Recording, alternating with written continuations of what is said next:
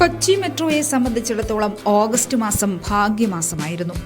Record യാത്രക്കാരെ സമ്മാനിച്ചാണ് August മാസം കടന്നുപോയത്. 34.10 ലക്ഷം പേരാണ് കഴിഞ്ഞ മാസം മാത്രം മെട്രോയിൽ യാത്ര ചെയ്തത്.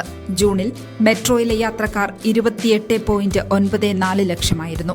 ജൂലൈയിൽ ഇത് 32.14 ലക്ഷമായി. മെട്രോ സർവീസ് തുടങ്ങിയ വർഷം മുതൽ യാത്രക്കാരുടെ എണ്ണത്തിൽ വർധനമുണ്ടായിട്ടുണ്ട്. നിലവിൽ ദിവസം ശരാശരി 1 ലക്ഷത്തിലേറെ പേരാണ് മെട്രോയിൽ യാത്ര ചെയ്യുന്നത്.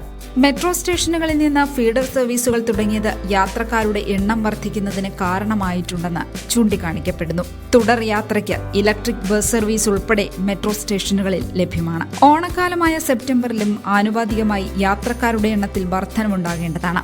ഈ വർഷം ജനുവരിയിൽ 31.59 ലക്ഷം ആൾക്കാർ മെട്രോയിൽ യാത്ര ചെയ്തു. ഫെബ്രുവരിയിൽ ഇത് 26.22 ലക്ഷവും മാർച്ചിൽ 25.69 ലക്ഷവും ഏപ്രിൽ മെയ് മാസങ്ങളിൽ യഥാക്രമം 28.05, 31.58 ലക്ഷം എന്നിങ്ങനെയും ആയിരുന്നു.